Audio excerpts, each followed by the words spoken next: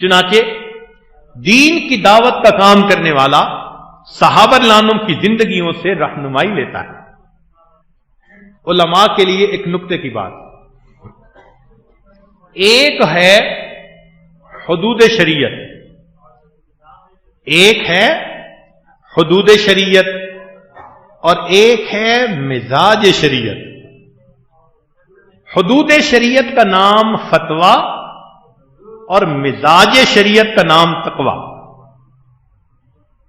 حدود شریعت کا نام فتویٰ اور مزاج شریعت کا نام، فرمایا کہ اگر تم مزاج شریعت کو سیکھنا چاہتے ہو تو تم فاروقی اور صدیقی دور کی طرف نظر اٹھاؤ، تمہیں مزاج شریعت کا پتہ چل جائے گا. اور اگر تم حدود شریعت دیکھنا چاہتے ہو تو فرمایا کہ عثمانی اور علوی دور کو دیکھو، تمہیں حدود شریعت کا پتہ چل جائے گا. ہمارے لیے کتنی آسانیاں ہو گئیں کہ شریعت ہم سے کیا چاہتی ہے. اس لیے دین کی دعوت کا کام کرنا یہ علماء کا منصب ہے. نبی علیہ السلام نے فرمایا قل ھذہ سبیلی ادعو الی اللہ علی بصیرۃ انا ومن اتبعنی. لہذا اس منصب کو پورا کرنا ہماری زندگی میں لازمی ہونا چاہیے. امت نے اس 1400 سال میں اس کام کو کیا ہے. ترتیب مختلف ادوار میں مختلف رہی، مگر یہ منصب پورا ہوتا رہا، اس لیے امت کو ہدایت ملتی رہی. اس میں 4 مراحل ہیں. ہم نے بعض علماء کو دیکھا تعلیم حاصل کرنے کے بعد جب کہیں کام شروع کرتے ہیں پھر کچھ اپنے ہو جاتے ہیں، کچھ مخالفت شروع ہوتی ہے، کنفیوز ہو جاتے ہیں جی اب کیا کریں. دعوت کے راستے میں 4 بنیادی سٹیپس ہیں. ہر دور اور ہر زمانے میں وہی سامنے آئیں گے، ان کو اچھی طرح ذہن میں بٹھا لیں. پہلا ہے وجود دعوت، کہ انسان دین کی دعوت دے، کافروں کو اسلام قبول کرنے کی، مسلمانوں کو عمل پہ پختہ ہونے کی. ہر ایک کو دعوت دے، جو قریب ہے وہ اقرب بن جائے اور قریب ہو جائے. لہذا سب محتاج ہیں اس کے. وذکر فإن الذکریٰ تنفع المؤمنین. تو فرمایا کہ دعوت دو، مگر کیسے دو؟ ادع الی سبیل ربک بالحکمہ والموعظۃ الحسنہ. حکمت سے کام لو، ڈنڈے نہیں مارنے کہ لٹھ لے کے کھڑے ہو گئے کہ جی چلو، ایسے نہیں کرنا. چنانچہ ہمارے حضرت خواجہ محمد المالک صدیقی رحمۃ اللہ کا واقعہ عجیب تھا، سن کے بندہ ویسے تو حیران ہوتا ہے. ایک نوجوان تھا، نواب کا بیٹا، نماز نہیں پڑھتا تھا. تو حضرت نے اسے کہا کہ بچے نماز پڑھا کرو. اس نے کہا جی نماز تو میں پڑھوں، مجھے وضو کرنا بڑا مشکل لگتا ہے. فرمایا اچھا بغیر وضو پڑھ لیا کرو. اب ہم جیسا کوئی بندہ یہ بات سنے تو کہے جی یہ کہاں سے شریعت آ گئی، مگر اس کو حکمت کہا جاتا ہے. اس نے وعدہ کر لیا کہ جی نماز کا وقت آئے گا میں مصلی پہ آ جاؤں گا. اللہ کی شان، پہلے دن مصلی پہ آیا، اپنے دل نے کہا کہ جب اتنا کر ہی لیا تو وضو کیوں نہ کروں. اللہ رب العزت نے اس کو باوضو نماز پڑھنے کی توفیق عطا فرمائی. یہ حکمت ہوتی ہے کہ کس کو دین کے کس طرح قریب کرنا ہے. فرمایا حکمت کے ساتھ چلو گے، پرائے بھی اپنے بن جائیں گے، دشمن بھی دوست بن جائیں گے. لیکن جب یہ انسان دعوت کا کام کرتا ہے تو پھر درمیان میں ایک وقت آتا ہے جس کو وقفہ تربیت کہتے ہیں. اس وقفہ تربیت میں اس دائی کو ذرا پیسا جاتا ہے کہ تم زبانی بولنے والے تھے یا تمہارے دل سے یہ بات نکل رہی تھی. یہ تو نہیں نا کہ اوروں کو نصیحت اور خود میاں فضیحت.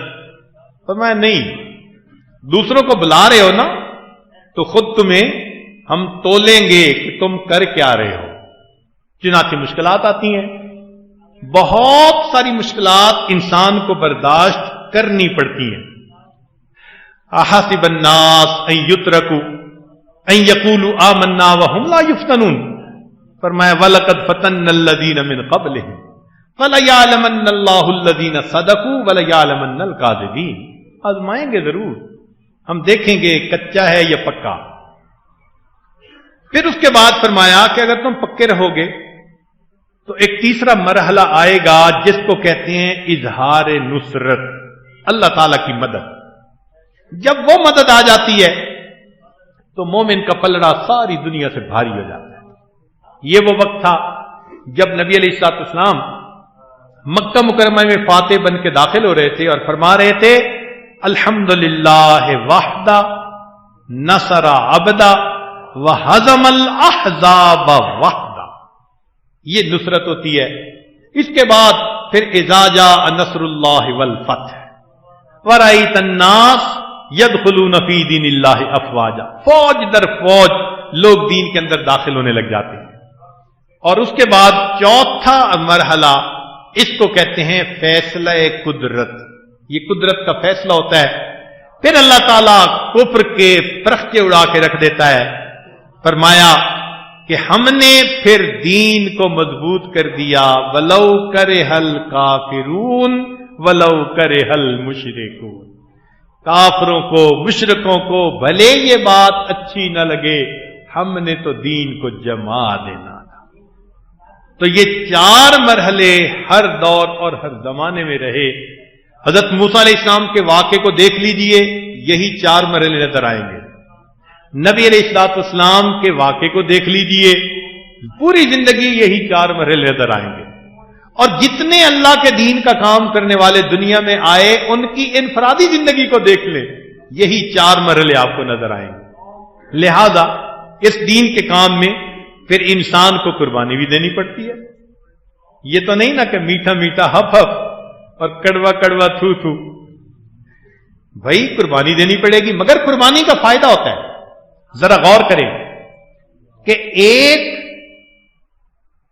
آم کی گٹھلی زمین کے اندر ڈالی تو گٹھلی نے قربانی دی، اپنے آپ کو مٹا دیا، مگر نتیجہ کیا نکلا کہ اس گٹھلی سے ایک درخت بنا جس پر ہزاروں آم لگے. تو ایک گٹھلی کی قربانی پر اللہ نے ہزاروں آم دینے والا درخت عطا کر دیا. تو قربانی سو، ایک گندم کا دانہ زمین میں ڈالو 700 دانے. کمثل حبۃ انبتت 7 سنابل فی کل سنبلۃ 100 حبہ واللہ یضاعف لمن یشاء بغیر حساب. تو قربانی اگر ظاہری اور مادی ہو تو اس کا ریٹرن اتنا ملتا ہے، تو اگر روحانی قربانی ہوگی تو اس کا ریٹرن کتنا ہوگا. اس لیے دین کا کام کرنے والوں کے اوپر اللہ کی خاص رحمتیں ہوتی ہیں. لوگ نوکری کرتے ہیں نا، چھوٹی فیکٹری میں کریں گے تو تھوڑی تنخواہ، بڑی میں کریں گے تو زیادہ تنخواہ، ملٹی نیشنل کمپنی میں کریں گے تو اور زیادہ تنخواہ. بڑا خوش ہو کے بتاتے ہیں میں ملٹی نیشنل کمپنی میں کام کر رہا ہوں. کیوں؟ تنخواہ زیادہ. اور اللہ رب العزت کی جو نوکری کرتا ہے، جو اللہ تعالیٰ کی نوکری کرتا ہے، اس کو کتنی تنخواہ ملتی ہے؟ سبحان اللہ. اللہ تعالیٰ نے 2.5% پیسے غریبوں میں تقسیم کروانے تھے. اس کام کو کرنے کے لیے اللہ نے 97.5% امیروں کو تنخواہ دے دی. بھائی جو امیروں کے پاس پیسے ہیں وہ اپنے ہیں یا اللہ نے دیے؟ اللہ نے کیوں دیے؟ کہ اس میں سے 2.5% تم نے تقسیم کرنے ہیں، اور چونکہ تم ہمارا کام کر رہے ہو، مزدوری کر رہے ہو، تو باقی جو 97.5% ہے وہ ہم تمہیں پے کر دیتے ہیں. تمہارے ہو گئے، پاک ہو گئے. واہ میرے مولا، دنیا میں اتنی مزدوری دینے والا تو کوئی ہو نہیں سکتا. اللہ تعالیٰ تو اتنا کریم ہے. 2.5% تقسیم کروانے تھے. دنیا کیا کرتی کہ 97.5% تقسیم کرنے کے لیے 2.5% کہتے تم رکھ لو. نہیں، یہ مالک الملک ہے. تھوڑا سا تقسیم کرنے کے لیے حدیث پاک میں آتا ہے اللہ تعالیٰ نے تم میں سے کچھ بندوں کو رزق دیتا اس لیے ہے کہ وہ لوگوں تک پہنچائے، جب وہ پہنچانا بند کر دیتے ہیں اللہ ان سے رزق لے کے کسی اور کو دے دیتا ہے۔ تو حدیث پاک سے ثبوت مل رہا ہے کہ یہ جو ملتا ہے یہ اپنا نہیں ہوتا، اس میں اللہ نے غریبوں کا بھی حق رکھا ہوا ہے، لہذا اس کو دینے پر اتنی تنخواہ مل رہی ہے۔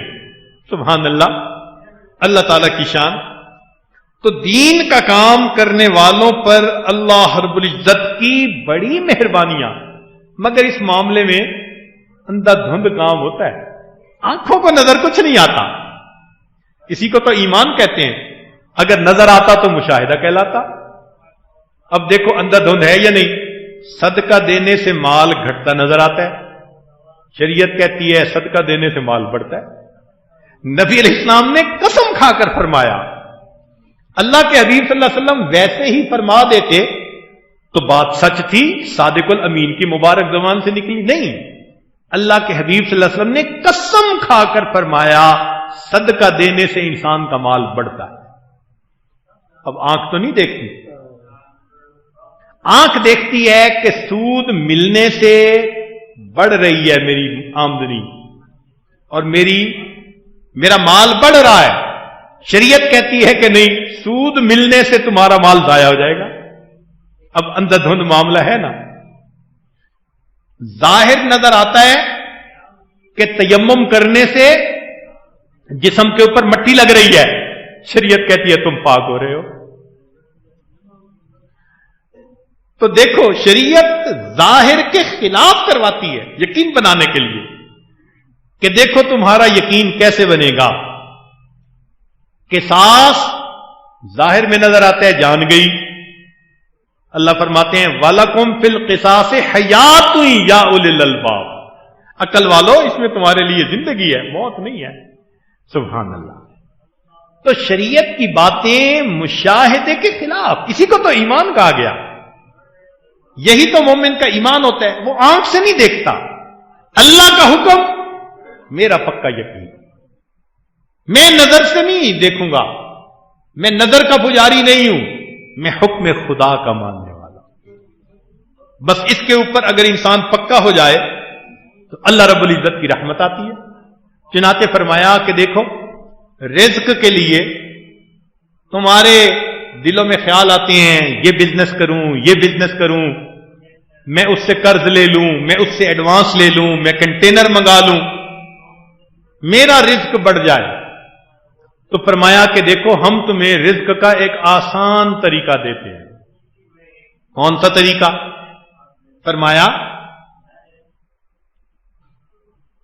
وَأْمُرْ أَهْلَكَ بِالصَّلَاةِ، اپنے گھر والوں کو نیکی کا حکم کیجئے، وَاسْتَبِرْ عَلَيْهَا لَا نَسْأَلُكَ رِزْقًا نَحْنُ نَرْزُقُكَ، ہم رزق تمہیں پہنچائیں گے، تم یہ کام کرنے کی بجائے یہ کام کرو، اصل کہ گھر کے سارے لوگوں کو نمازی بناؤ، رزق کے ملنے کی گارنٹی اللہ دے رہے ہیں۔ چنانچہ گھر کے سارے لوگ اگر صحیح نماز پڑھنے والے بن جائیں ان کو رزق ملنے کی قسم میں کھانے کو تیار ہوں۔ ہم کدھر بھولے پھرتے ہیں جی، اس کا پیسہ دبا دیا، اس کو دھوکہ دے دیا، یہ مومن کا کام ہوتا ہے۔ شریعت نے ہمیں آسان طریقہ بتایا، دیکھو وَأْمُرْ أَهْلَكَ بِالصَّلَاةِ، تم نمازی بناؤ سب کو، میرے حکم کو پورا کرو، میری عبادت سکھاؤ۔ جب تم نے یہ سکھا دیا، رزق کون سا مسئلہ ہے، میں دینے والا ہوں، نحن نرزق، ہم دیں گے رزق کو۔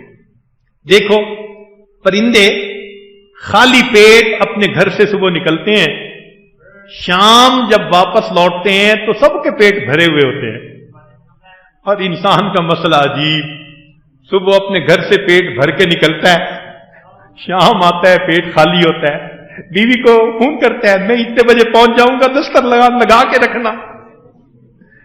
واہ بھائی واہ۔ اور دیکھو جانوروں کو تو بڑی زیادہ خوراک کی ضرورت ہے، ہاتھی کتنا کھاتا ہوگا بھائی، اور ہاتھی سے زیادہ مجھے تو لگتا ہے ہپو کھاتا ہے، جب دیکھا کھاتے ہی دیکھا، اس کو فارغ نہیں دیکھا۔ یا پانی میں یا پھر باہر ہے تو پھر کھا رہا ہے. جب دیکھو مجھے تو ایسے لگتا ہے کہ پورا کا پورا وہ پیٹ ہوتا ہے, اللہ نے اس کو ٹانگیں لگا دی ہیں. دیکھنے میں بھی ایسے لگتا ہے. تو دیکھو اتنی خوراک اس کی اللہ اس کو دے رہے ہیں, اور بندے کو خوراک 2 روٹی. اتنا چھوٹا پیٹ بندے کا 2 روٹی سے بھر جاتا ہے. اس 2 روٹی کے لیے یہ پریشان پھر رہا ہے. وہ پروردگار جو ٹنوں کے حساب سے اپنی مخلوق کو روزی دے رہا ہے, وہ 2 روٹی ہمیں بھی نہیں دے سکتا. یہ کون سی بڑی بات ہے؟ لہذا ہمارا کام ہے دین کے اوپر استقامت کے ساتھ ڈٹ جانا. اللہ وہ ذات ہے بند پتھر کے اندر کیڑے کو رزق پہنچا دیتا ہے. بند پتھر کے اندر. ہمارے ایک اپنے ساتھی تھے, ڈاکٹر تھے, پتھر لے کے آئے. 3 سال وہ پتھر ان کے گھر رہا. ان کی بیوی کے ہاتھ سے گر کر ٹوٹا. جب دیکھا تو اس کے اندر خلا تھا, کیڑا تھا. اس کیڑے نے چلنا شروع کر دیا. 3 سال اس کے اندر کیڑا بند رہا. اللہ نے اس کو رزق دیا. وہاں پر تو نے پتھر میں کیڑے کو پالا, خشک مٹی سے سبزہ نکالا. سبحان اللہ. اللہ تو وہ ذات ہے. اس لیے ہم دین کے کام کو مقصد زندگی بنائیں, ضروریات کو پورا اللہ رب العزت کروائے. ایک بات یاد رکھیں کہ انسان ضروریات کو پورا کرے, ضروریات کو پورا کرے, فضولیات کو چھوڑ دے. ضروریات کو پورا کرے, فضولیات کو چھوڑ دے, اور سہولیات کو مقصد زندگی نہ بنائے. یہ مقصد زندگی نہیں ہے کہ پر سہولت رہیں. نہیں, ضروریات کو پورا کریں. شریعت نے کیوں کہا کہ ضروریات کو پورا کریں؟ اس لیے کہ ضرورت کی حد ہوتی ہے, اور اگر تم فضولیات پہ جاؤ گے اس کی تو کوئی حد ہی نہیں ہے. تو شریعت نے کہا کہ بھئی ضروریات یہاں پوری کر لو, سہولیات اگر چاہتے ہو تو ہم نے جنت میں تمہارے لیے بہت کر دی ہے, جتنی چاہو گے. وَلَكُمْ فِيهَا مَا تَشْتَهِي أَنفُسُكُمْ وَلَكُمْ فِيهَا مَا تَدَّعُونَ. ہر سہولت جو تمہارے دماغ میں آ سکے گی ہم تمہیں عطا کریں. اس لیے فرمایا اللہم لا عیش الا عیش الآخرہ. تو مومن کی زندگی گزارنے کا معاملہ تو بہت سمپل ہے. ہم اگر اپنے دلوں میں یہ ایمان مضبوط کر لیں تو اللہ کی مدد ساتھ ہوگی, اور جس پلڑے میں اللہ کی مدد آتی ہے وہ پلڑا پوری کائنات سے بھاری ہو جائے گا. اس لیے ایمان والوں کو امن کا وعدہ, عزت کا وعدہ, معیت الہی کا وعدہ, نصرت کا وعدہ, محبوبیت کا وعدہ, فضل کبیر کا وعدہ, اللہ نے ان کے ساتھ جنت کا وعدہ فرمایا. یہ سب وعدے ایمان کامل کے ساتھ اللہ تعالیٰ نے فرمائے کہ ہم تمہیں یہ سب نعمتیں عطا فرمائیں گے. اس کی ابتدا اپنے گھر سے کریں. ابتدا کہاں سے کریں؟ اپنی ذات سے اور اپنے گھر سے. کئی مرتبہ دین کے کام کرنے والے اپنے گھر کو نظر انداز کر دیتے ہیں. یہ بنیادی غلطی. ذرا غور کریں, نقطے کی بات ہے. لوط علیہ السلام کی بیوی ان کے مشن میں شریک نہ ہوئی تو قوم گمراہ ہو گئی. ایسا ہی ہوا نا؟ بیوی ساتھ شامل نہیں ہوئی تو نتیجہ کیا نکلا کہ قوم گمراہ ہو گئی. نوح علیہ السلام کی بیوی ان کے کام میں ساتھ شریک نہ ہوئی تو قوم کو کیا ہوا؟ اور نبی علیہ السلام کی بیویاں آپ کے اس مشن پر لبیک کہنے والی بنی, اللہ نے قوم کو ایمان عطا فرمایا. گھر کے اوپر منحصر ہے. اس لیے خلفاء حضرات جو دعوت کا کام کرتے ہیں اپنے گھر سے ابتدا کریں, اپنی ذات سے ابتدا کریں. یہ پہلا قدم ہے. یہ نہیں کہ باہر تو ہم شیخ بن کے رہیں اور گھر آ کر ہماری زندگی فسق و فجور والی. یہ دائی کا کام نہیں ہوتا. اس لیے یہ سٹارٹ پوائنٹ ذہن میں رکھنا ضروری. نقطے کی بات, دین عقل سے نہیں پھیلتا, دین عقل سے نہیں پھیلتا، نبی علیہ السلام کی نقل سے پھیلتا ہے۔ دین عقل سے نہیں پھیلتا، نبی علیہ السلام کی نقل سے پھیلتا ہے۔ اس لیے اس دین کے کام میں جہاں آپ کو کوئی مشکل آئے، کوئی گائیڈ کرنے والا نہ ہو، دین کو معیار بنائیں۔ اگر دین کے مطابق آپ قدم اٹھا رہے ہیں تو اللہ کی مدد آپ کے ساتھ ہے۔ آپ کسی ملک میں ہیں، کسی ماحول میں ہیں، آپ کے پاس ایک تھم رول آ گیا، کیا کہ دین اپنی عقل کے ذریعے سے پھیلانے کی کوشش کریں گے، نہیں پھیلے گا۔ دین عقل سے نہیں پھیلے گا، کس سے پھیلے گا؟ نبی علیہ السلام کی نقل سے پھیلے گا۔ اور اس دین کے راستے میں اگر مشکلات آ جائیں تو محاذ آرائی نہ کریں۔ ہم نے دیکھا ہے ذرا سی کوئی بات ہو گئی، جی فلاں نے یہ کیا تو کیا اینٹ کا جواب پتھر؟ نہیں، غلط۔ ہمارے اکابر کا یہ طریقہ نہیں ہے۔ قربانی دینی پڑتی ہے، قربانیاں دیں اور اپنے نفس کو اسلاف کی قربانی کی لوریاں سناتے رہیں۔ اس دین کے راستے میں قربانی دیں اور اپنے نفس کو اسلاف کی قربانیوں کی لوریاں سناتے رہیں۔ وہ ایک بزرگ تھے تو کسی نے ان کو بہت برے القاب لکھے، تو ان کے کسی مرید نے پڑھ لیے۔ اس نے کہا حضرت یہ بندہ ایسے لکھ رہا ہے؟ فرمایا صبر کر لیں۔ دوسرا خط نکال کے دکھایا، لکھا ہوا تھا قدوۃ العارفین، عمدۃ السالکین، کیا کیا خطاب لکھے ہوئے تھے۔ میں اگر یہ تم پڑھ رہے ہو تو یہ بھی تو پڑھو نا، انہوں نے وہ لکھا ہے جو میں ہوں ہی نہیں۔ تو اس لیے کسی ایک کی مخالفت کرنے سے بفر نہیں جانا ہوتا۔ دین کا کام تحمل سے شریعت و سنت کی روشنی کے اندر کرنا ہوتا ہے۔ ہم اگر قدم اٹھاتے رہیں گے اس شریعت کی روشنی میں، اللہ تعالیٰ پشت پناہی کرتے رہیں گے اور اللہ تعالیٰ بالآخر کامیاب فرمائے۔